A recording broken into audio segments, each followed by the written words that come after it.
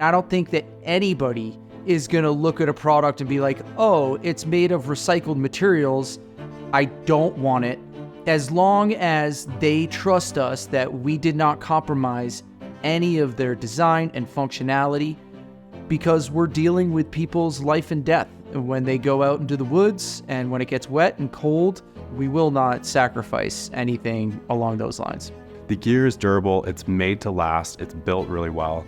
What we've done in the last couple seasons though, is really start to use elements in our supply chain to clean it up, to reduce our impact, to reduce the energy use. The apparel industry in general is kind of a dirty space. Right now, it accounts for 3% of the world's global emissions. If we do nothing and keep on the same course, it's going to be nearly 10% of the world's global emissions. So it's really, really important that all brands, outdoor brands, fly low, that we act now and we start doing things to reduce the amount of water that's used, reduce the amount of energy that's used. The amount of recycled materials in our line is just mind-blowing.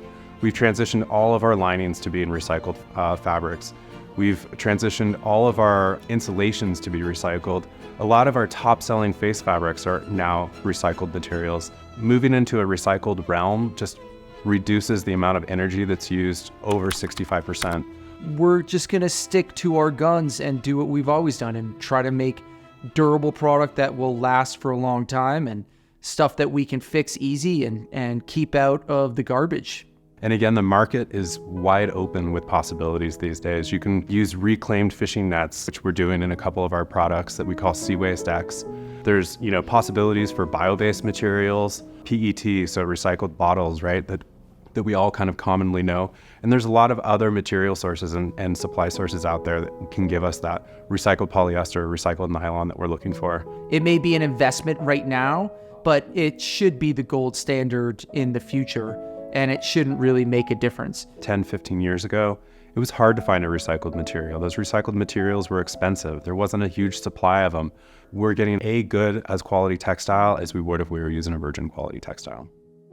Technology is just going to keep on evolving, and the market is going to continue to want that product and want those fabrics. So it's just going to become more and more accessible. My goal is that you have that net zero product where you're using a product that was sustainably sourced and then it can be used again and recycled, and worst case scenario that everything can be composted in the end when it really does reach the end. We want to represent the community the same way that we're going to evolve the fit of our bibs, the same way that we're going to come up with new puffy coats. We're going to continue to try to push the limits of sustainability and try to help the industry innovate any way we can. What Blue Sign promises when you use a Blue Sign certified fabric is that has a RSL, a restricted substance list, that's not being used, meaning that harmful chemicals that can affect the environment or its workers in a bad way are kept out of those materials. It's too easy not to. There's too many tools, there's too many data points to show areas that we can reduce, that we can be better. Flylow is absolutely on that path of working with the best textile mills, the best companies that provide resources for a clean supply chain. We were just at this grand opening for this dyeing technology. You wouldn't believe the reduction in water, 95%. The reduction in energy, 65%.